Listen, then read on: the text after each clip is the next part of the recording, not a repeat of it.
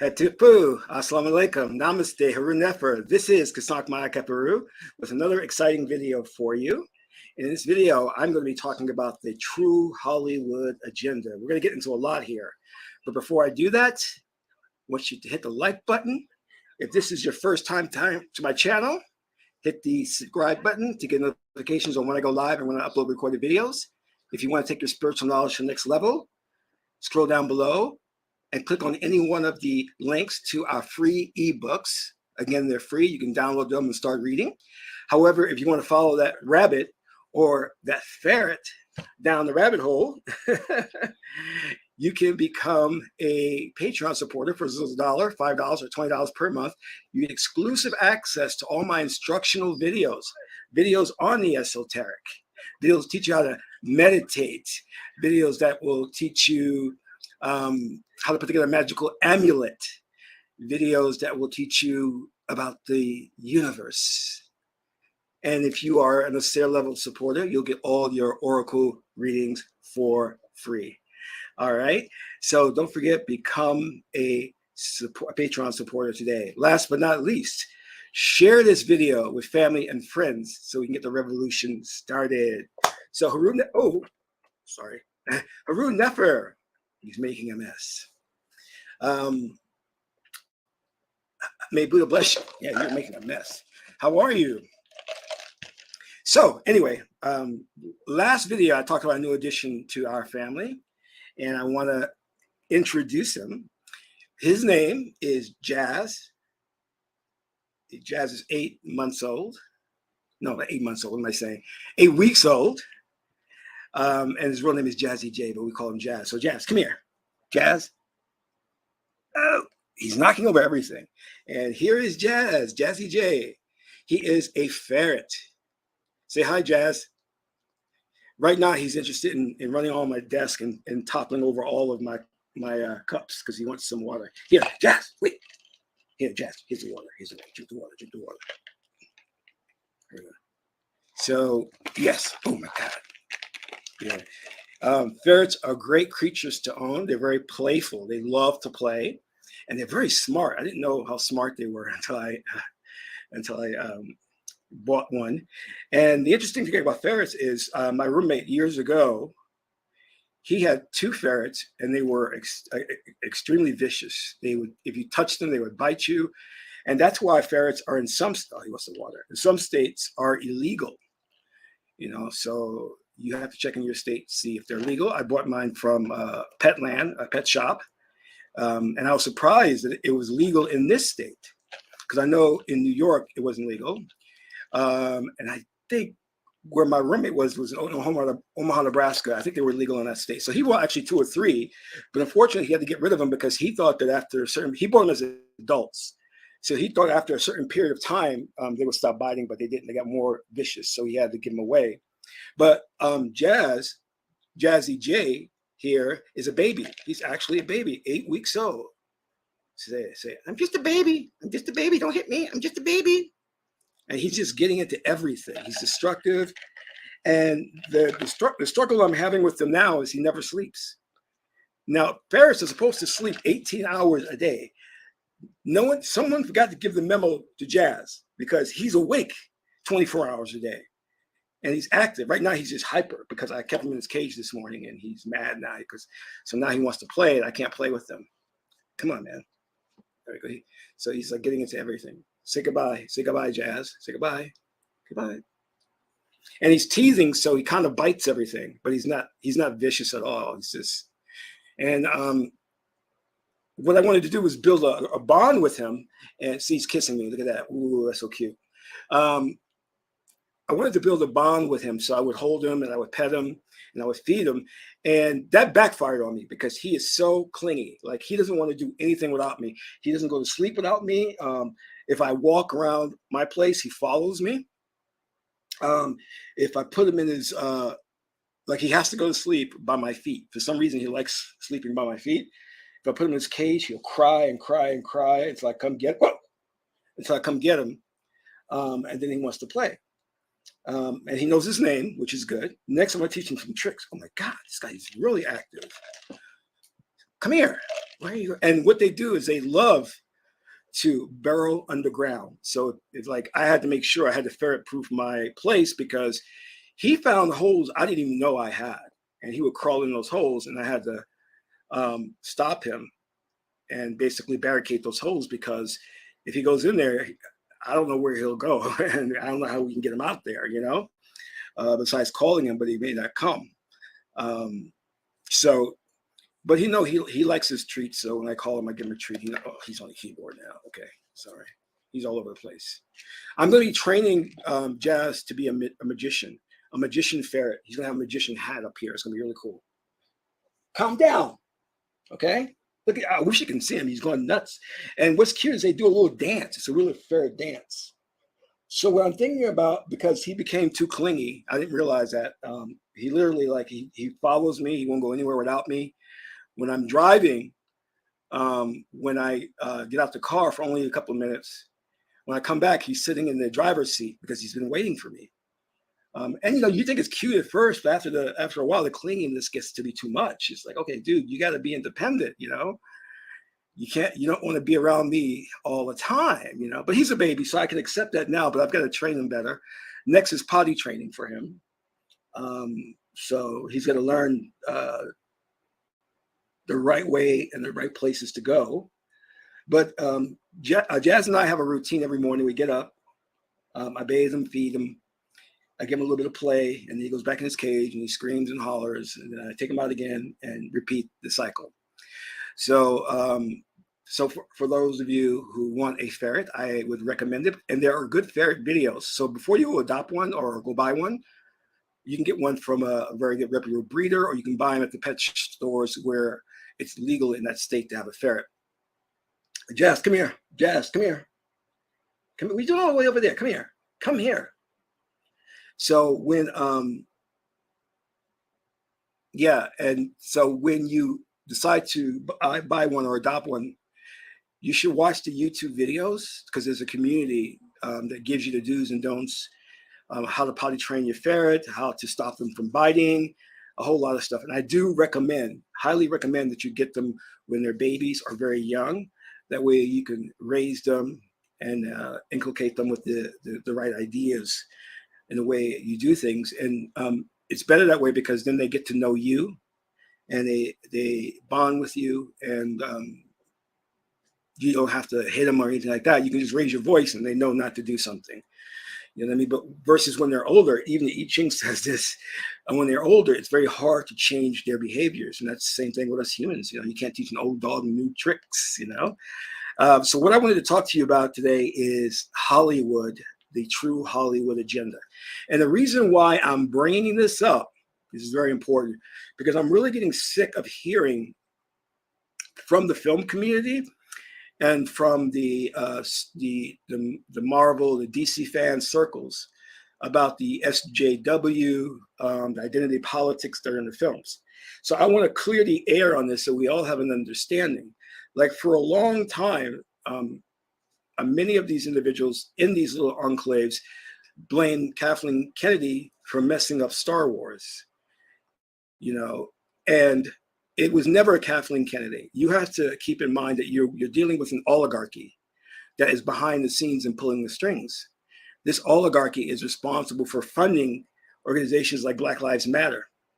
They funded Black Lives Matter because they knew the true mission of Black Lives Matter was to give money to the LGBTQ community.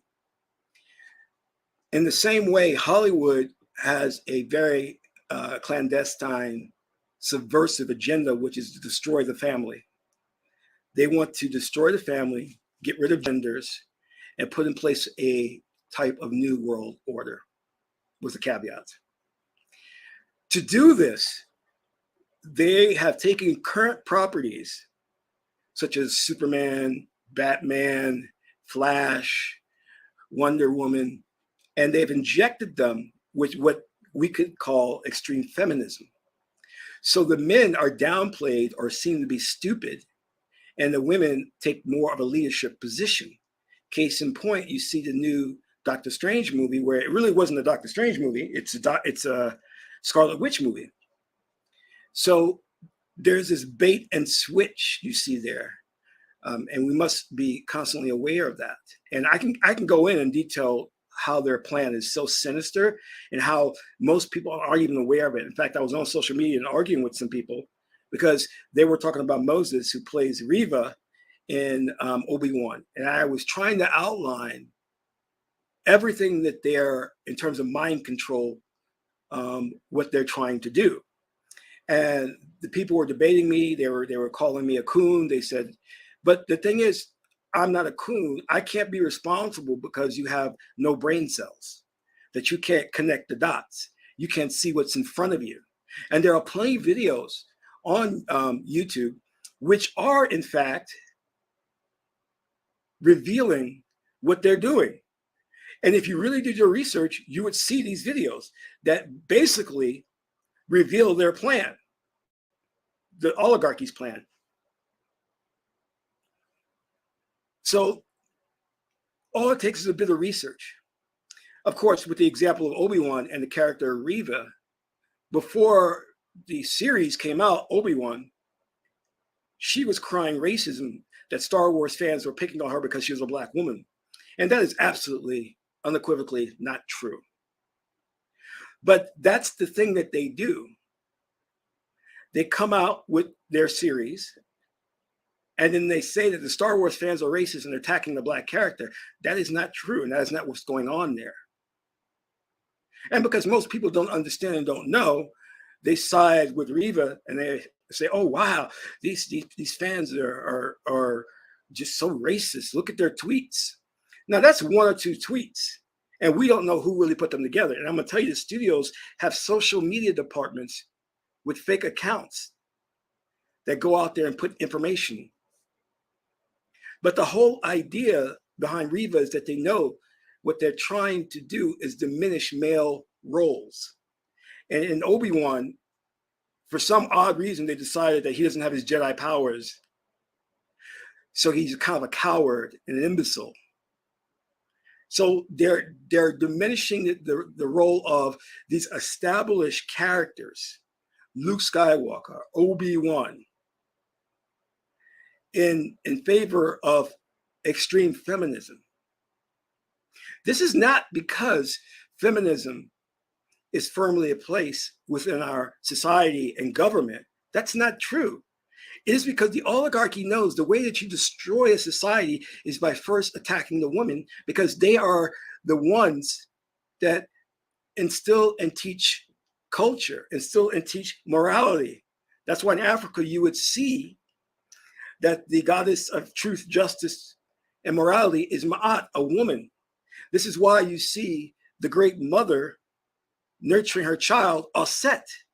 So they know that to destroy the society and destroy the family, the nuclear family, they have to brainwash the women.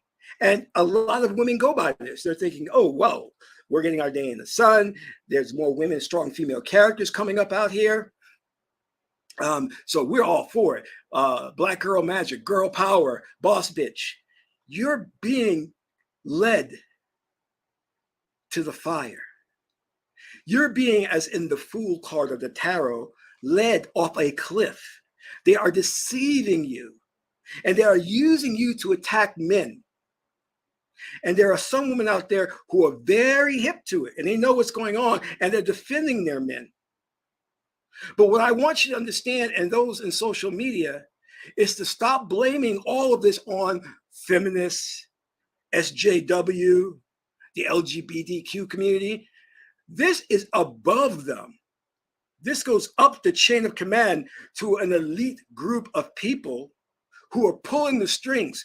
Why is it that every studio is now producing films that are female-centric, that diminish the idea of male masculinity and patriarchy? All the studios wouldn't do that. But they are, because that tells you they're getting their marching orders from someone else. They're not independent. These studios are not free thinkers. That whoever is bankrolling them, you don't see. They're behind closed doors. You can see this in commercials where they had that one Medusa commercial where she turns this guy into stone just by looking at her and nodding his head. So that justifies turning him into stone. Because they want to instill in the youth, especially the young women, to hate masculinity, to hate males. This is why they came out with toxic masculinity. This is why they came out with the Me Too movement. This is why now they have SJW. These are not organic organizations. These are constructed by the oligarchy to shield them from being revealed to the public. If I want to bankroll the Republican Party, I don't do it personally. I create a fictitious organization that says Men for Republicans, and then bankroll that fictitious organization and have them throw money into the Republican Party, and you will be fighting this fictitious organization, Men for Republicans, never knowing that I am the one behind the scenes financing it. That's why we didn't pay attention to the fact that Black Lives Matter was financed by George Soros.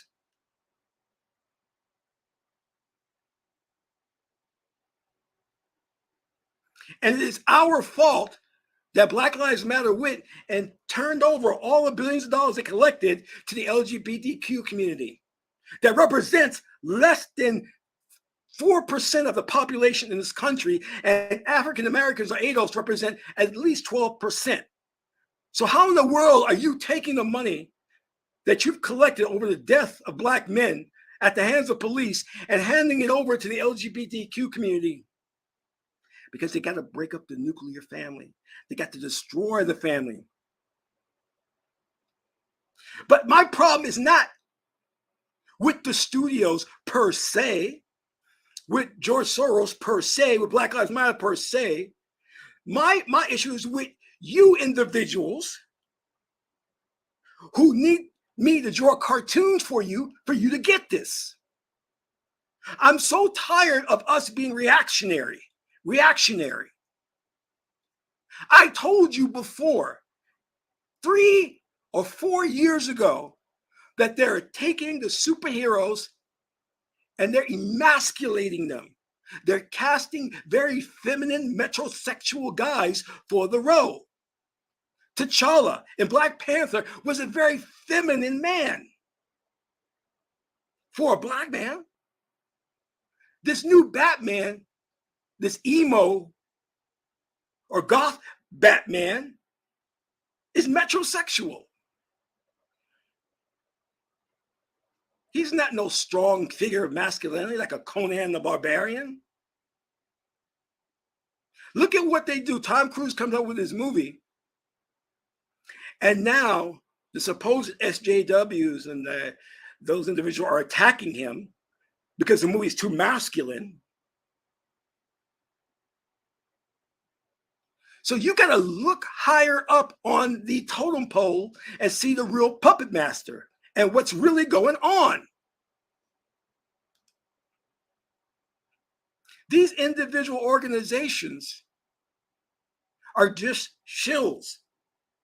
You got to look deeper and see who's pulling the strings. But you guys never do. You always support the movement. I told people 5 years ago, do not support Black Lives Matter. It said it clear as day on their website. We are against straight male heterosexuality. We are not for the nuclear family. It said that clear as day on their website. Yet I'm seeing men walking around with the BLM hat. Spike Lee puts into his movie BLM. You got to be a nincompoop. Spike's not a nincompoop. I love Spike, but you got to be a nincompoop to just follow an organization and not do your research. And I'm not asking that you go to a library, go to the index cards, and then understand the Dewey Decimal System. No, it's online. There are people already doing the research for you, and they're out there telling you the truth.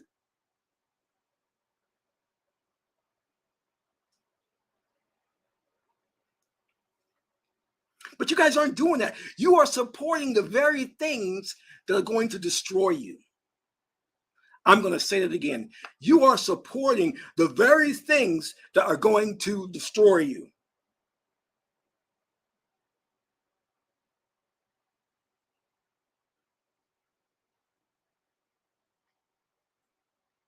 Oh, yes. Thank you, The Wandering Sage. Disney, what do you say?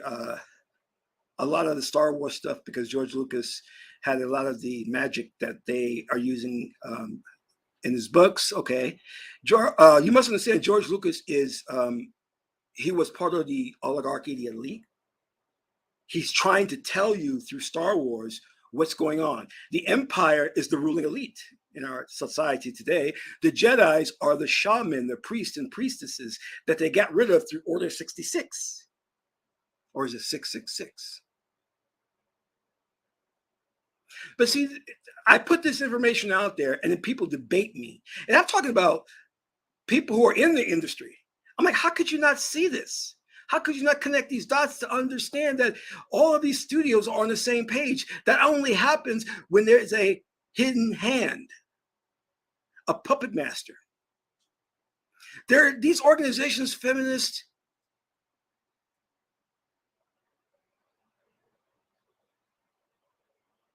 are just fronts. They're fronts for big billionaires intent on bringing into fruition a dark dystopian future. You understand?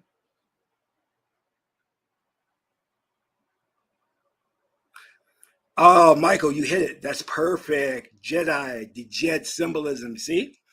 George Lucas knew exactly what he was doing. George Lucas tried to finance Red Tails through the Hollywood system and couldn't get it financed. So he bankrolled it himself. Now all of a sudden diversity is in. But that diversity is, again, a front. Hollywood does not want diversity. They don't care about the diversity. Diversity is a means of pushing the destruction of the nuclear family.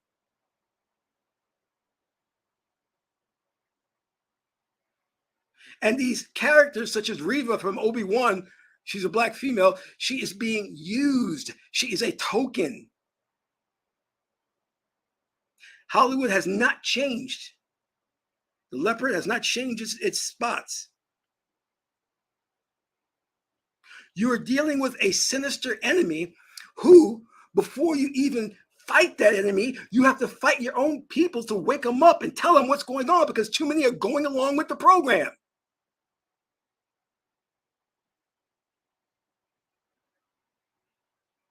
You're going along with a program that at its core preaches and practices Satanism, preaches and practices pedophilia.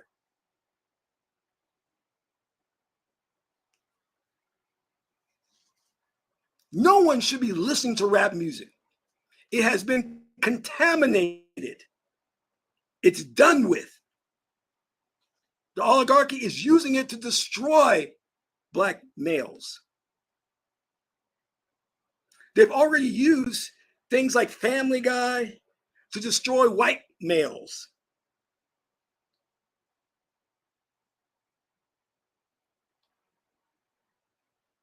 You understand? So Hollywood is pretending to be diversity, but they are so slick. They go out and then notice that diversity doesn't come with black men. It only comes with black women who get all the opportunities and all the roles. And it's typically the black men that they do promote are typically part of the LGBTQ community, like new Doctor Who. Now, I love Doctor Who. Now they got a gay Doctor Who who's black. I'm like, why are you promoting the fact that he's black and gay? I don't care. I just want a good actor. I want a good script. I want a good show. But see, when they start pointing the fact that he's black and gay, that tells you what they're trying to do. And then you ask them, why are they Why are they promoting that fact? Because we're inclusive. We're about diversity. No, you're not. You never were for it. You never were for it.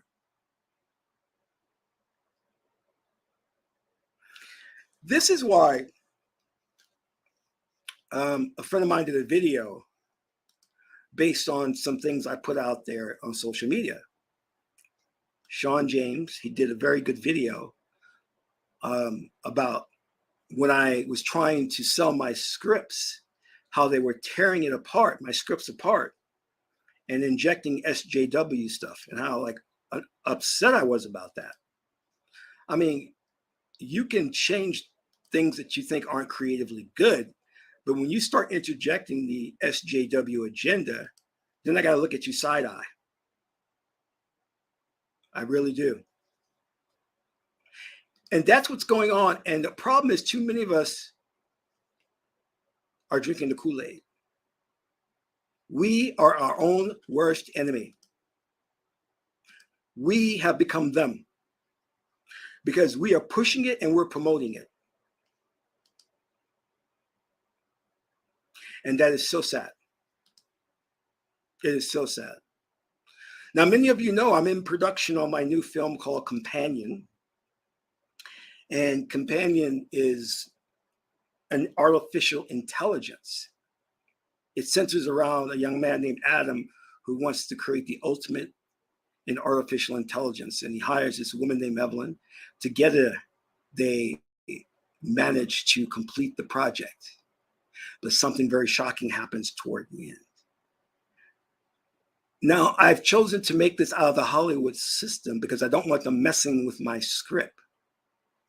I don't want them injecting these concepts that are detrimental to the nuclear family, especially the Black family in the Black community.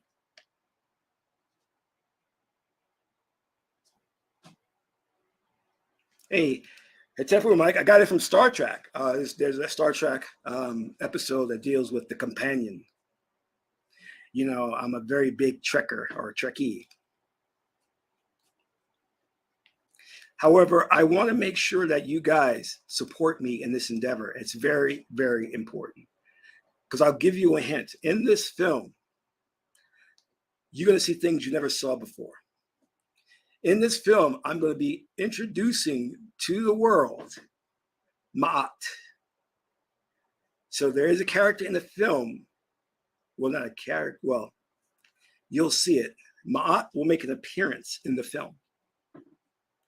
And this film is going to set the stage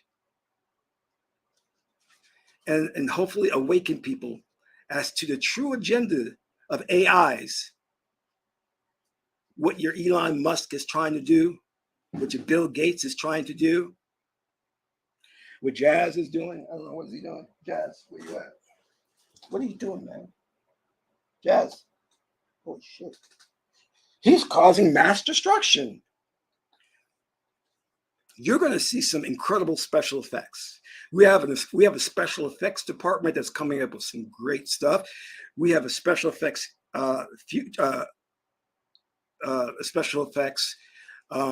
prop department that's creating some really cool stuff.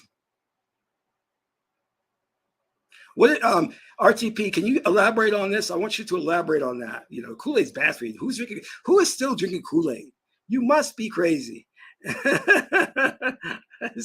That's terrible. Kool-Aid is terrible for you. It's just cold water, you know.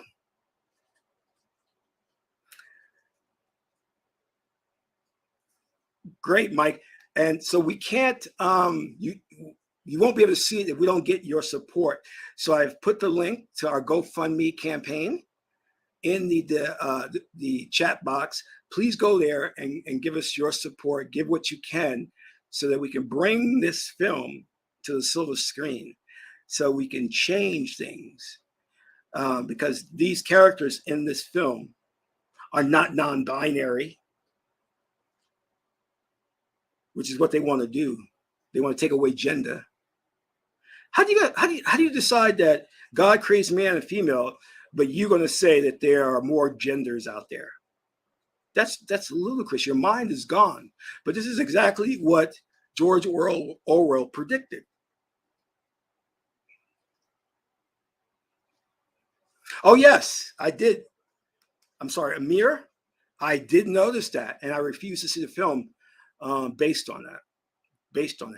And you notice how they continually place Black men in those effeminate positions. Now, because I'm pointing this out, that doesn't mean I'm against the LGBTQ community or gay men. I'm not. But that's what they want you to think.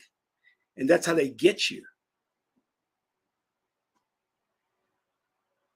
Hollywood has never told stories of strong Black male superheroes. So when you start to emasculate the men right away, I'm saying you never even gave us a chance to develop, to become strong Black male characters. And instead of doing that first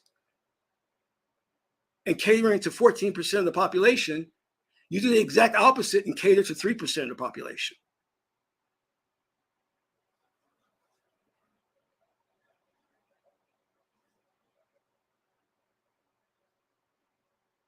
That's the Wandering Sage. That's exactly right. They have a serious, serious fear of people of color. This is somehow implanted in their genetics. They have a major race problem. See, Black people, we naturally see things from the right brain, which is congregative or synthesis. But they are so polarized in left brain thinking that they can't see anything but color, the concrete, superficial. It's a major damage to their psyche. And also, I want you to understand something. And George Lucas is a testament to this. I really don't care if your characters are gay, straight, whatever. If you just do a kick butt story, I'm all for it. But for some reason, every time they put these gay characters or these trans characters, whatever you want to call them, in a movie, the story is horrible. So I don't know who they're getting to write these stories, but they're horrible. I didn't like the first Superman, with Chris Reeve. I liked it because it had an incredible story and special effects. I didn't like it because Chris Reeve was straight and white. No, I liked it because Alexander Qesankh made a film that was awesome. Star Wars, the original Star Wars, had all white people, right? But it didn't bother me because it was such a kick-ass movie. You know what I mean? I was like, wow, this movie kick-ass. I didn't walk away going, man, I'm angry because there's no Black people in that movie. No. Just make good movies. And they're not, because they're hiring the wrong people. They're hiring these people who are about identity politics and then parading that in front of your face as if that's going to make you go see a movie. Hey, let's go see that Eternals movie. I hear they have a gay Black man. No. I want to go. I'm going to see the Eternals movie because I heard it has great special effects and a lot of great action.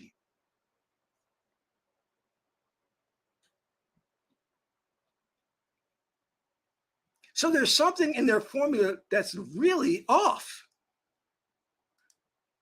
And maybe it's just the people they're hiring. But I don't even watch like Boba Fett. I don't watch Obi-Wan. I don't watch none of that stuff because it's all horrible. And I'm even mad at the Star Wars community or the geeks because every time they get their hopes up when a new series comes out and they know they get let down. I said, why are you guys so excited for this new series of Obi-Wan? You know what they're going to do to it. They're going to emasculate the character of Obi-Wan. You know they're going to do it, and they're going to introduce some female who's stronger and better than him.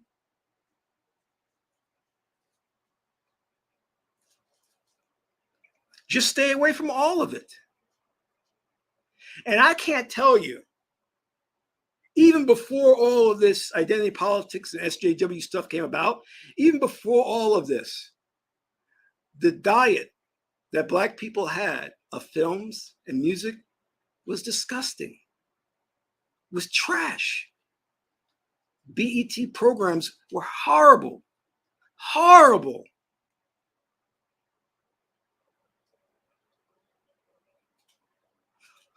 So even before all that, we have to think about what they're feeding to us. And it's the same thing. I'll give you an example. There was a big production company out in Hollywood, right? And they were making at least 10 movies a year. I had an opportunity to go out there. This is back in 1997 and direct movies for their African American division. They had a division that was solely to make Black movies, horror movies. It was all horror movies. I was excited about it until I started watching their horror movies. Now, the stories were great, but I noticed something peculiar about those films. They were of low budget quality. So I did some investigating and found out that for all their white films, the budgets were around 5 million. But for the Black films, their budgets were around 500,000. I said, you mean you're spending 5 million on these white films, but the African American division gets 500,000 per picture. That's just giving us chitlins, the scraps. And that's what they did in slavery.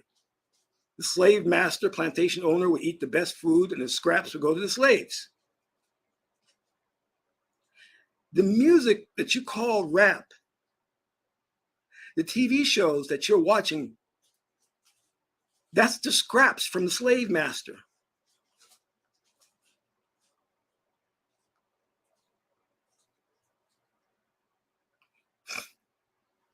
You must understand that.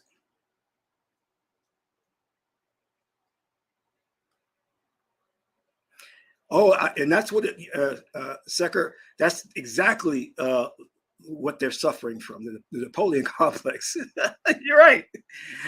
Dr. Francis Krauss Welsing said they suffer from the real penis envy, which is why they would hang us and castrate us, because they knew that they were smaller and not well as equipped as Black men, which is why their white women always lusted after us.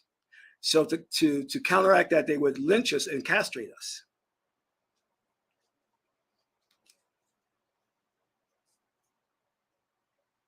I'm going to tell you something that's honest with you, that the history that we study is all lies. So I would not doubt that Napoleon was Black. Many characters like Beethoven, we have to really do our own research because we can't trust what they're feeding us. You understand? Don't believe it. And that's a good point, Milton. That's a good point. And I'm going to tell you, I want Secker. Oh man, because you're brilliant, Secker. Can you answer this question? Why are women so into gay TV shows? I find that interesting. I want you to see if you can answer that. I got the answer for it. And also you too, Michael, can you answer that? Because that's a very good question that Milton has. And it's true what he's saying. So we have to, in a way, divorce ourselves from this programming and look at it with a side eye, because it's so deep and so subversive. You may not get it at first, because there's some things that slipped by me and I didn't get it. Dr. Strange having the token character of the Mexican girl who can cross borders to new different dimensions. I didn't get that at first. It took me a while to figure that one, because they're putting the subliminal stuff in there.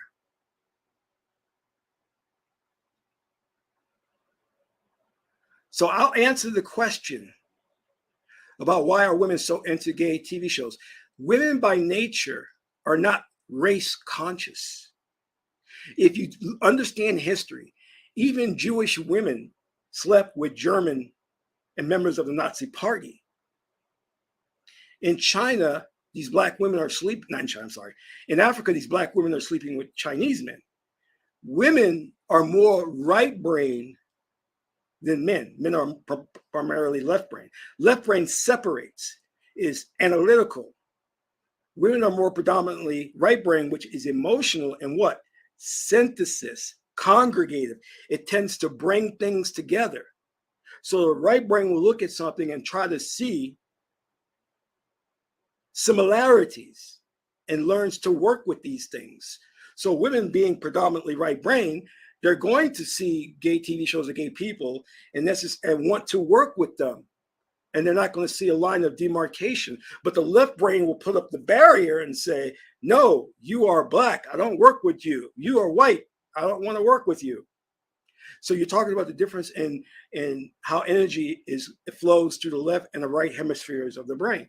White people are more left brain and black people are more right brain, which is why we're more synthesis, congregated. We always tend to want to make peace and bring things together and work with people. Left brain is very standoffish. It doesn't want to work with people. It separates people. You also, given the fact that you're dealing with a society at large that has been socially engineered to be sahu, animalistic in nature. In other words, dominated by the emotional spirit, the emotions. That is what is at the seat, the ruling power.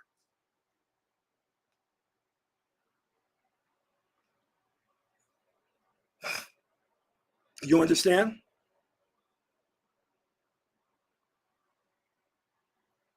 This is why you'll see very early on in the 50s, the 60s, the white women would go and they would love the black musicians, you know? And white men were all upset about that. White women would be forming these groupies and chasing the, Little Richard, you know what I mean? Chasing these people around because the right brain is not concerned so much with race, it's concerned with synthesis. And the right brain is also emotional. So that music taps into the emotion and it riles up the kundalini, the raw force.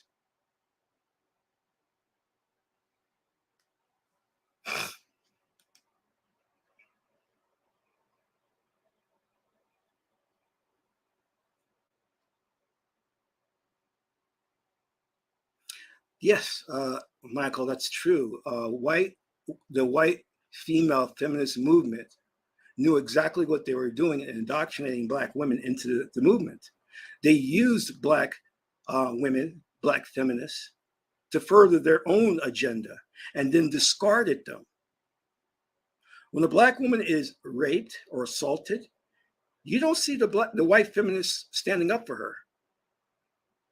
They're nowhere to be found.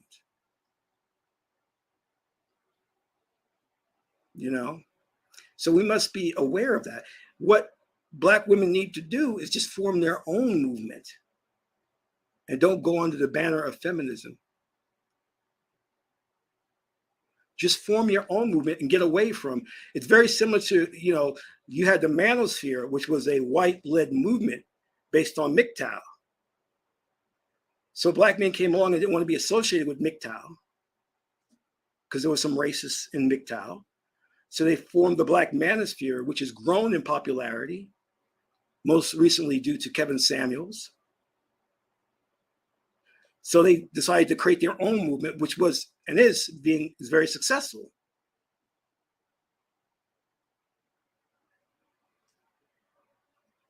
So keep that in mind. But none of this, I want you to understand, all of this can be counteracted with spirituality, with who you are.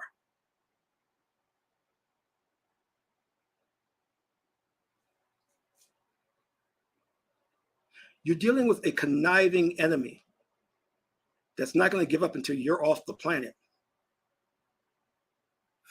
We can go into the reasons of why they are the way they are.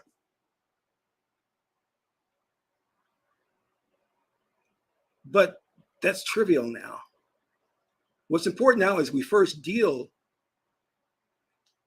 with the agent provocateurs within our own ranks. organize ourselves. Now, when I say organize yourself, that means that that doesn't necessitate working with people who are corrupt and messed up. It doesn't. There are some people who have your same skin tone who are just as evil as the Grand Wizard of the KKK.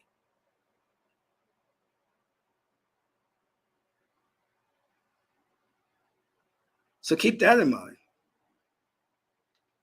But back to my original point is that we got to take control of our image in the media, or else they're going to continue to emasculate us. This is just the beginning. They haven't really put into full effect their plan yet, but they will.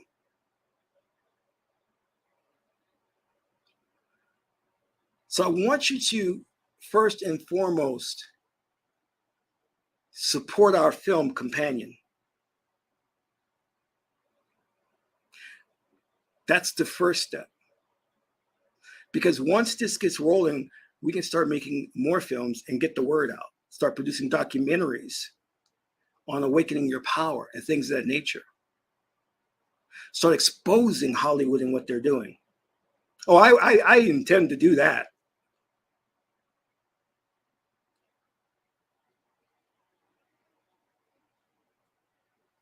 I see myself as William Wallace, Shaka Zulu.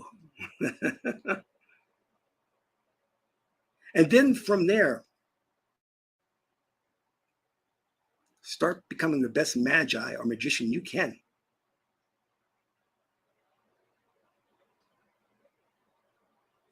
That's right.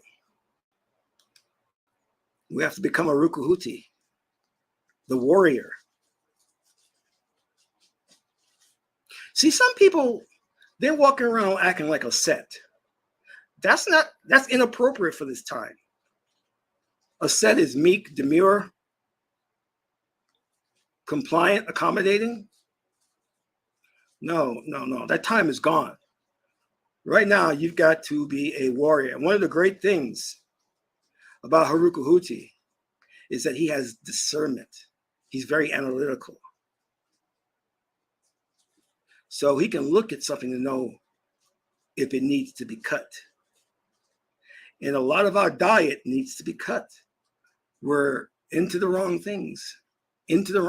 Our culture is so dysfunctional. You can't save it. It's been designed to be dysfunctional. The ghetto has been designed. But what you can do is become the best magician you can, and your energy vibration will pass through and affect others near and far. There's a time in ancient antiquity where we communicated psychically with animals. We didn't have to fear lions or tigers or whatever. We communicated, all native people communicated with them through psychic forces. Predominantly, it was the high shamans and Shah women that could communicate with them. We've lost that art. So we have to get back to our culture. And it starts with you taking the right appropriate steps to make the change in yourself. Don't go out there and try and proselytize. That's not going to work. Don't go out there trying to start a movement or an organization. That's not going to work, because your own people will destroy it. Your own people will turn against you. You go out there and try to tell them that the real Jesus was black, that meditation is healthy for you, and the own Christians who say that they're Christians and God-fearing will try to crucify you.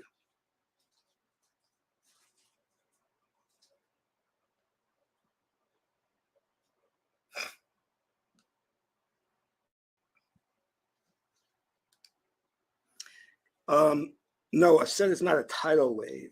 A set is cumulative change. So in other words, if she wants to affect somebody or affect change, it's persistent and devotion to that cause, never giving up.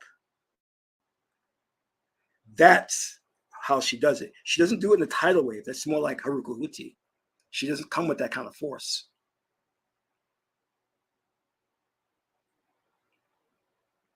That, right, Sekhmet. Yep, Sekhmet. That it would be Sekhmet will destroy everything. Yeah, you unleash in Sekhmet, you got, oh shit, you got problems. So that's the force you want. You want either Haruka or Sekhmet. Those energies are no joke. But we're not there because we're too indoctrinated into the culture they want us to be. We're thinking too individually. We're hip hop dancing and singing and talking about making it rain and money. That's inappropriate for the time we're in. It's a war going on and we're dancing. And we're trying to become part of a system that's out for our destruction. It's inappropriate to act that way. Do you understand? It's inappropriate for a guy who starts his first day of work to walk around squeezing everybody's booty or slapping their booties. That's inappropriate behavior. It's inappropriate for us to be going out there twerking, rapping, spending money on foolishness.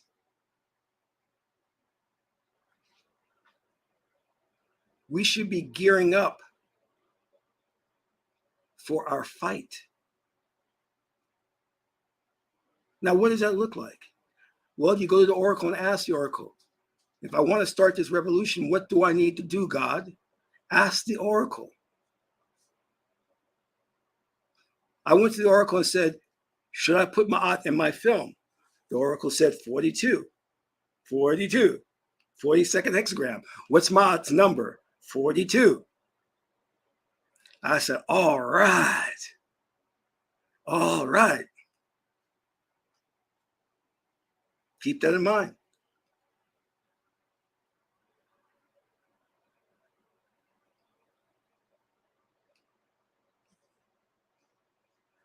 Oh, okay.